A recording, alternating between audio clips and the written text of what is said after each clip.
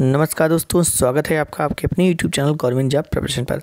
दोस्तों, इस वीडियो में हम बात करते हैं कुछ ऐसी महत्वपूर्ण खबरों के बारे में जो विभिन्न समाचार पत्रों में प्रकाशित की जाती हैं और स्टूडेंट लाइफ के लिए बहुत ही महत्वपूर्ण रहती हैं। तो चलिए देखते हैं आज की कुछ ऐसी ही महत्वपूर्ण खबरें। तो यहाँ पर पहली खबर निकल कर रही है कि ओलंपिक की तर्ज पर सिपाही भर्ती दौड़। देख लेते हैं क्या है खबर। सिपाही भर्ती की दौड़ की प्रक्रिया को पारदर्शी बनाने के लिए भर्ती बोर्ड ऐसे उपकरणों का प्रयोग कर रहा है जिनका उपयोग ओलंपिक खेलों में होता है। यह उपकरण अभ्यर्थी के द्वारा लगाए गए हर चक्कर के समय को सेकंड के 1000वें भाग तक काउंट करता है। सीसीटीवी कैमरे के साथ दौड़ की वीडियोग्राफी भी कराई जा रही है। ऐसे में भर्ती बोर्ड पर सवाल उठाने से पहले अभ्यर्थियों को बार बार सोचने की ज़रूरत है। हैदराबाद की कंपनी टाइमिंग टेक्नोलॉजी इंडिया भर्ती प्रक्रिया करा रही है। यूपी पुलिस के अलावा अन्य राज्यों की पुलिस और पैरामिलिट्री ने भी यह कंपनी दौड़ व अन्य प्रक्रिया कराती है। कंपनी की तरफ से मेरठ सेंटर के प्रभारी सोनू कुमार ने बताया कि दौड़ प्रक्रिया में पारदर्शिता के लिए नीदरलैंड की कंपनी चैंपियनशिप के नाम से उपकरण बनाती है। दौड़ जिस स्थान से शुरू होती है वहाँ जमीन पर मैट बिछा होता है। इस मैट में सेंसर लगा होता है। साथ ही सभी अभ्यर्थियों के पैरों में चिप लगाई जाती है। अभ्यर्थी किसी भी लाइन में किसी भी क्रम में हो, मैट पर पैर पड़ते ही सेंसर चिप के माध्यम से उनके समय की गणना कर लेगा। अभ्यर्थी अगर मैट को फांद भी गया तो सेंसर बता देगा। उपकरण पहले से लेकर आखिरी चक्कर तक के समय को काउंट कर लेता है। स्टार्टिंग टाइम को छोड़कर हर चक्कर स्क्रीन पर दिखता है। अगली दोस्तों यहाँ पर जो खबर निकल कर आ रही है वो आ रही है 69,000 शिक्षक भर्ती के मामले को लेकर।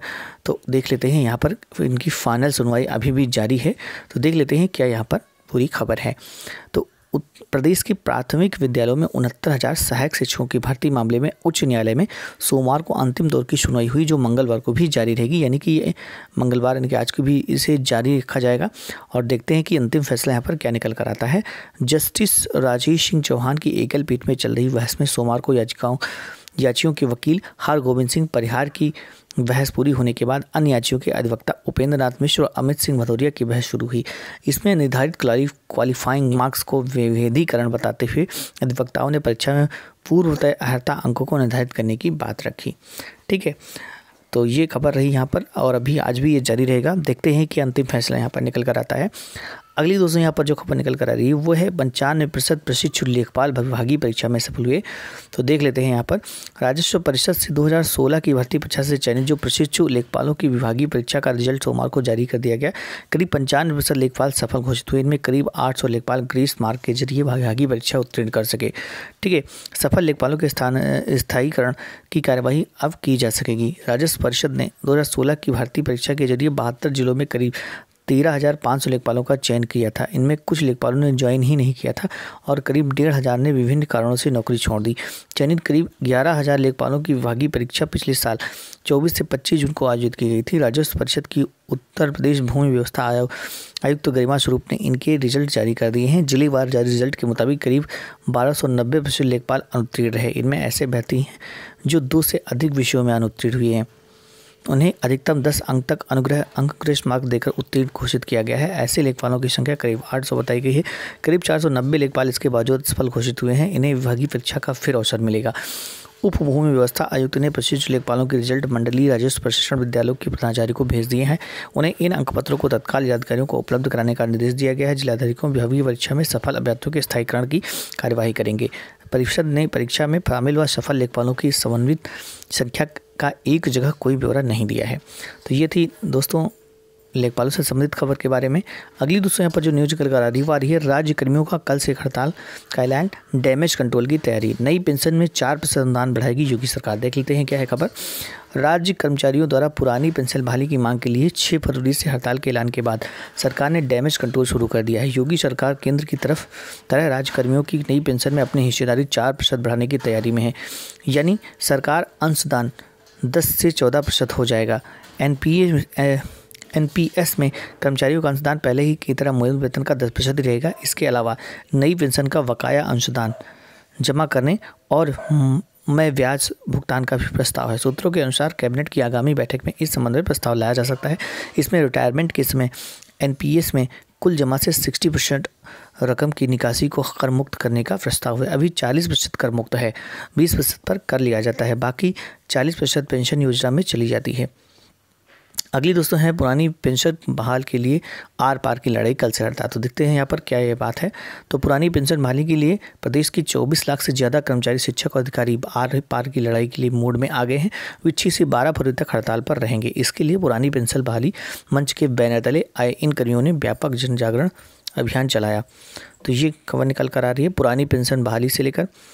अगली यहाँ पर जो न्यूज़ है ये है आपके सीटेट के से संबंधित। तो देख लेते हैं।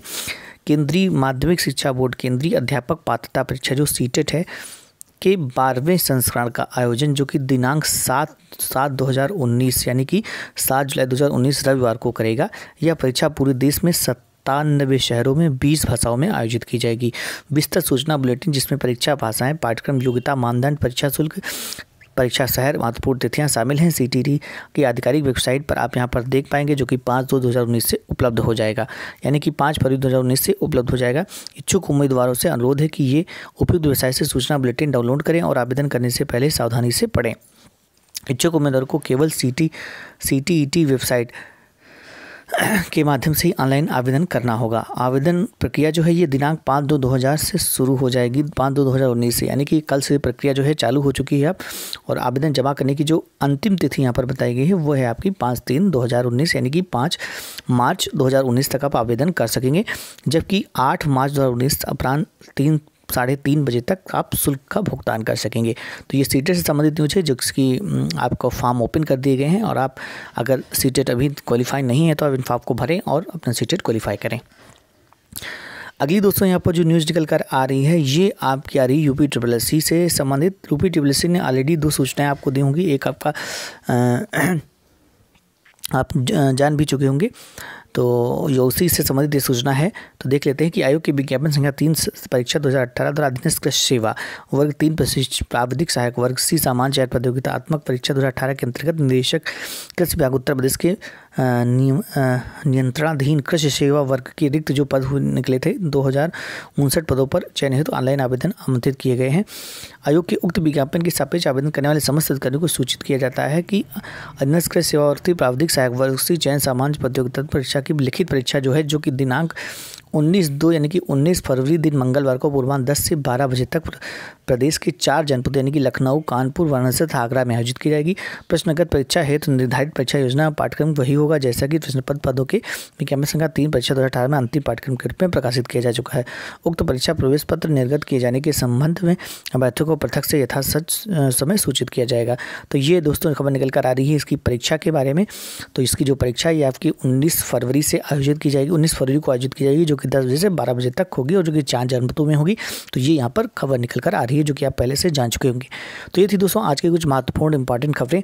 उम्मीद करता हूँ वीडियो से आपको जरूर पसंद आ रहा होगा। दोस्तों इसी तरह की न्यूज़ अपडेट्स पाने के लिए आप हमारे चैनल को जरूर सब्सक्राइब करें। और साथ में मैं फिर से ये कहना चाहता हूँ कि अगर आप इलाहाबाद हाईकोर्ट ARO की प्रिपरेशन कर रहे हैं या लोअर PCS की प्रिपरेशन कर रहे हैं, UPSSC की तरफ से जो वैकेंसी आई हुई है तो आप हमारे चैनल से जरूर जुड़ें। यहाँ पर बहुत अच्छी क्विज़ आपको प्रोवाइड की जा रही हैं जो आपके एग्जाम में बहुत बेनिफिशियल साबित हो सकती हैं। तो आप इस चैनल को जरूर सब्सक्राइब करें। तो मिलते हैं नए वीडियो के साथ, तब तक के लिए थैंक्स फॉर वॉचिंग।